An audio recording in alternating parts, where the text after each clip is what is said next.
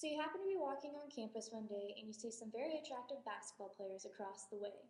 Well, you miss a step, you fall down the stairs, and get banged up pretty bad. So you go to the doctor and get stitches on your leg. You get patched up, but about a week or so later you notice red bumps around your stitches. These turn into pustules, so you go to the doctor. However, antibiotics don't seem to work, and after a few tries, the doctor tells you it's either your leg or your life. You wake up the next day without a leg when it all started out as a scratch. You became infected with methicillin-resistant Staphylococcus aureus, or MRSA for short. As a pre-med student, I was quite shocked to find out about this in my microbiology course, and even further shocked when a family friend of mine lost both her hands and part of her feet to MRSA. By the end of this message, I hope you have learned what MRSA is, its symptoms and treatments, and the effects MRSA have on the patient and healthcare. According to Mayo Clinic, MRSA is defined as an infection caused by a strain of staph bacteria that has become resistant to the antibiotics commonly used to treat staph infections.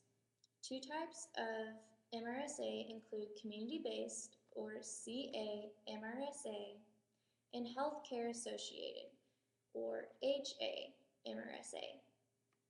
It colonizes on the skin and can live in nasal passages, especially on persons who work in the medical environment, including doctors and nurses. It is so serious because it resists antibiotics normally used to treat staph infections, making them null. Only very powerful antibiotics are usable. MRSA starts out as red bumps or pustules on the skin. They look like spider bites and are painful. It grows into a large infection, often turning black. It often looks like this. According to the Center for Disease Control and Prevention, or CDC, these infections normally occur around sites of visual skin trauma, like cuts or areas covered by hair on skin.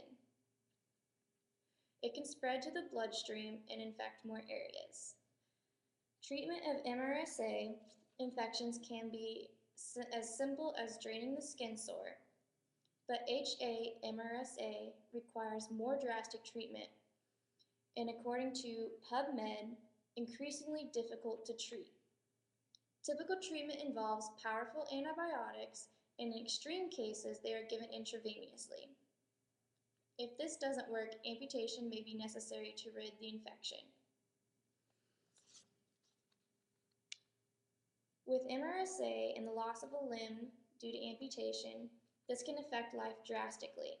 In extreme cases, it can also cause kidney failure, and you could be put on dialysis for the rest of your life.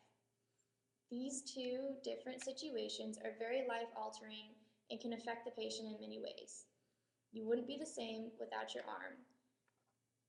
According to the Royal Berkshire Hospital's vascular unit in London, MRSA infections have a poor prognosis and are more prevalent than previously reported.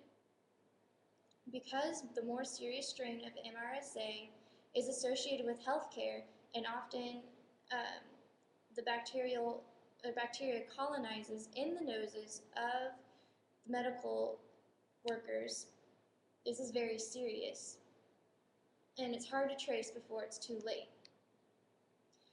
The only way to reduce MRSA infections is to make sure medical items are fully disinfected before use, and the medical staff washes their hands before and after using disinfectant before meeting with the patient and after meeting with the patient.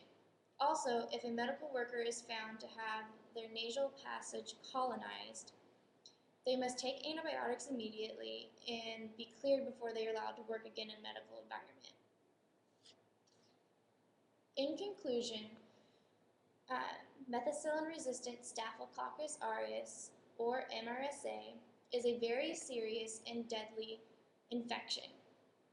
In 2005 alone, 94,000 cases of MRSA were reported by the American Medical Association, the Journal of America Medical Association. And 84% of those were healthcare associated. Of those cases, 19,000 patients died. My hope is that because you are informed, you will be wary, and you won't delay the appropriate actions to treat the infection. Catching it early can mean saving your limb or saving your life.